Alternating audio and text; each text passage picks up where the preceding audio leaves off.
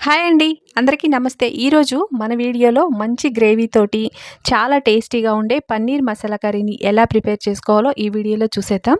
ఇలా గనక చేసుకున్నామంటే మనం రోటీ, చపాతీ, పుల్కా, రైస్‌లో కూడా చాలా బావుంటుంది. ఎలా ప్రిపేర్ చేయాలో చూసేద్దాం.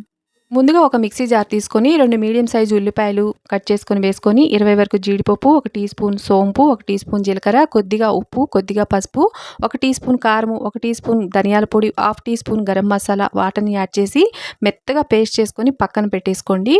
ఇప్పుడు ఈ పన్నీర్ కర్రీ కోసం నేను ఇక్కడ పన్నీర్‌ని బయట నుండి 200 గ్రాముల వరకు తెచ్చుకున్నాను. మనకి ఇది బయట షాపుల్లో అవైలబుల్‌లో ఉంటుందన్నమాట. తెచ్చుకొని ఇది ముక్కలు మనకి ఎంత సైజు కావాలో అంత సైజు వరకు కట్ చేసుకోండి. చిన్నవి కావాలంటే చిన్నవి లేదా ఈ సైజులో అయినా కట్ చేసుకోవచ్చు. ఇప్పుడు స్టవ్ మీద వేరొక ప్యాన్ పెట్టుకొని 1 టీ స్పూన్ నెయ్యి కానీ, బటర్ కానీ వేసుకొని ఈ పన్నీర్‌ని స్టవ్‌ని లో ఫ్లేమ్‌లో ఉంచేసుకొని కాస్త కలర్ చేంజ్ అయ్యే వరకు వేయించుకోవాలి. మరి ఎక్కువ సేపు వేయించకూడదు.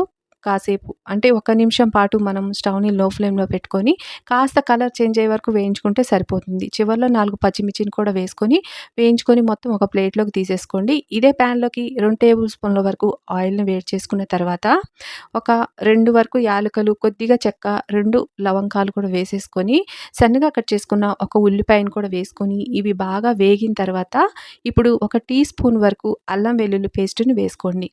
ఈ అల్లం వెల్లుల్లి పేస్ట్ పచ్చి వాసన పోయే వరకు బాగా వేయించుకోవాలి.